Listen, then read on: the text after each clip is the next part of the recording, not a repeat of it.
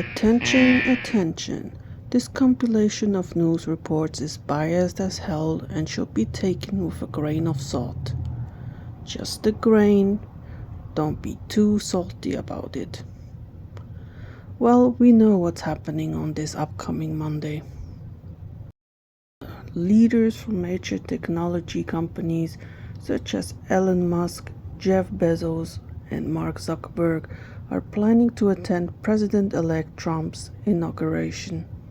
Their presence at the event signifies a strong alliance between Trump and the tech industry. Attending the inauguration as guests conveys a sense of mutual support and influence between the incoming administration and the tech leaders.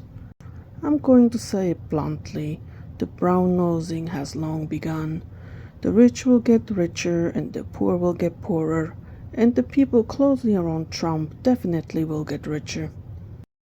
These major tech leaders are expected to join Trump on Monday, January 20, 2025. Elon Musk, whom people not so secretly call the real president who pulls the strings behind the curtains, well, he has been granted his own task force, the Department of Government Efficiency, or DOGE. No, not the Dogecoin cryptocurrency, but honestly, I predict the Dogecoin will go up tremendously because of the name and perceived relations to the Department of Government Efficiency named Doge. Yes, just because of the name. Remember how people reacted during the lockdown when they somehow associated the Corona beer with the virus? And they got mad as hell about it. The Corona beer company had a significant loss in sales during that time. Anyway, if you happen to listen to my prediction and make some money because of it, remember me, bestie. The non-federal executive department DOGE will make recommendations to Trump and Congress for cutting federal spending. Recent rumors say Ramaswamy has changed his mind about co-leading DOGE with Musk and taking the Senate seat that got vacated by J.D. Vance instead. He may be doing both opportunities, or he may drop out of one of the two, but if he has the choice, he will probably prefer not to deal with Musk and go for the Senate seat, which would be the better opportunity for him. This brings me to the question if it's really a good idea to let the billionaire Nepo baby influence decisions about cutting federal spending, especially when it comes to programs that benefit common folks like us. What could possibly go wrong? Sure, he may not officially be the one making the decisions, but he sure acts like he is. And so far, Trump doesn't seem to be doing much to rein him in. We are in for some bullshit. If Ramaswamy decides not to lead alongside Musk, who has zero political experience, nor is an American, we are probably in for a lot of non-stop, absurd, and potentially disastrous recommendations from Musk. It could be both comedic and horrifying, like the memes about the cabinet member choices, which I thought were very funny. If Ramaswamy sticks around, I would at least hope he could act as a buffer to tone things down. Musk will reportedly have his own office space in the Eisenhower Executive Office building, which is adjacent to the White House to Trump. Musk has been renting a cottage at Trump's Mar-a-Lago club in recent weeks, so he can provide advice to Trump at his winter White House and live stream himself playing video games.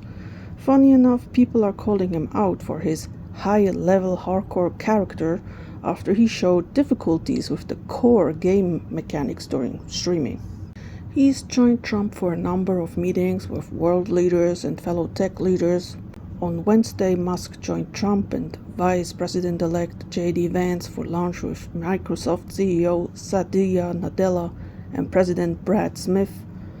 Microsoft is heavily investing in artificial intelligence and recently donated to the inauguration.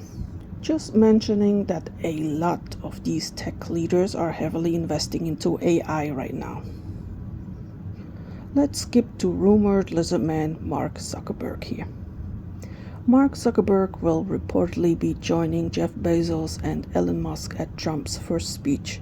This is another example of Zuckerberg's growing relationship with the new administration.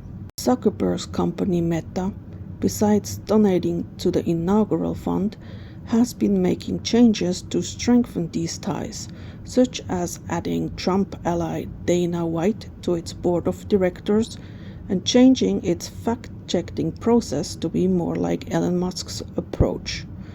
As in, they ended their fact-checking program last week and announced they allow more political free speech now, although their sugar-coated wording was that they will take a more personalized approach to political content.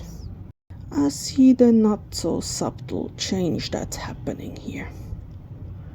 Moderation policies have also been rolled back, in a move praised by conservatives but criticized by groups worried that it will allow anti-Semitism, anti-LGBTQ+ rhetoric, and disinformation to spread. Where have I seen this before? Do you know Twitter? Meta also canned its chief diversity officer position, ended diversity hiring goals, and said it would not prioritize minority-owned vendors. Later on Monday, Zuckerberg is co-hosting a black tie reception alongside one of Trump's top donors, and TikTok CEO Shou Zhu is reportedly planning to attend Trump's first speech on Monday as well, even though TikTok may be banned from the US the day before, Sunday, today. Zhu was invited to sit in a special seat on the dais, where important guests like Mark Zuckerberg, Jeff Bezos, and Elon Musk will also be sitting. It's interesting that Zhu is attending, even though TikTok is facing a possible ban in the US. The fact Zhu is invited highlights not only Trump's changing views on TikTok, but also his plans to save the app from being kicked out of the country. Chinese firm ByteDance, which has expressed its unwillingness to sell TikTok, was given until January 19 to find a buyer or face a ban, which would make the app unavailable for download in the US and block US internet service providers from allowing access to the platform. As of right now, Sunday, I cannot access the app anymore. Instead, this window pops up. Trump has asked the Supreme Court to delay enforcing the ban until he enters office so he can look into the case. In December, he suddenly said that he has a warm spot in his heart for TikTok. He also met with Zhu last month at his Mar-a-Lago club. Well, don't be surprised if TikTok makes a comeback and will not be banned anymore. Rich people will do rich peopling to join the Trump mafia and reap the benefits. And right now you will see it with your own eyes how birds of a feather flock together. Pay attention to the people surrounding Trump. These are his people and they have the same mindset. They're all going to get richer together. Allegedly. Don't sue me, I said allegedly. And with the TikTok ban, thousands did join the Chinese app RedNote. Many thousands more will follow. I wanted to check it out and join myself, and I got to say, yeah, I actually like it. They do have some strict rules you should follow if you decide to join as well. They also will shut down your account real quick if you don't follow these rules, so I've heard. It's easy to report people and they act quickly on it, so I've heard. And you will very likely learn some Chinese. It will come in handy at your next job opportunity as an American spy. But not everyone is happy about Americans joining the app. Quite the opposite. Long-time users are afraid that Americans will affect the quality and possibly ruin the app for them. I will predict that the app will adjust quickly to Americans joining, and I have seen many clips with English subtitles right under the Chinese ones. I can't help but think it's funny how the American government wants to close down one app over concerns of Chinese interference, and American users simply scroll to another Chinese app and willingly offer up their data to China. I have watched a video of a YouTube creator who said, In order to go live on that app, you need to show an official ID like a driver's license, and I'm absolutely not going to do that. But I also don't do lives. Let me know about your experience over there. At the time I downloaded Xiaohongshu, also called RedNote, it was ranked first among free apps in Apple's US App Store. The second was Lemonade, another Chinese TikTok alternative owned by ByteDance, who owns TikTok. Looking around on RedNote, I noticed welcome notes created for the American TikTok users who recently joined. Apparently, former TikTok users are called TikTok refugees, which also made me laugh a little. I have seen jokes of Chinese app users calling themselves the new Chinese spies, and Mandarin lessons for newcomers, and other interesting things. But I have to warn you, RedNote users have threatened that they intend to collect a tax from foreign users. The tax?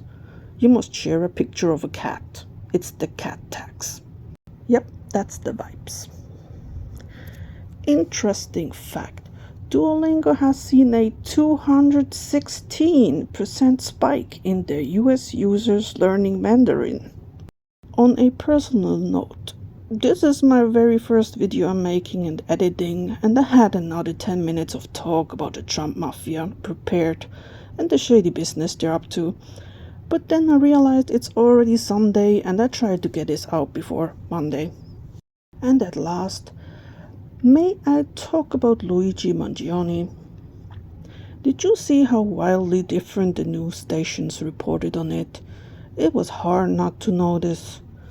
Do you really think most of these news stations want to inform you in an unbiased way and not tell you the narrative they want you to believe in? Whatever Luigi's true motivation was, and I'm saying this because they didn't release the entirety of his journal or notebooks they found, we still don't know the whole story. I'm not recommending you ever pull up on someone like Luigi did, but I also have to say some people out there could avoid this outcome by simply not be a human meat suit full of garbage.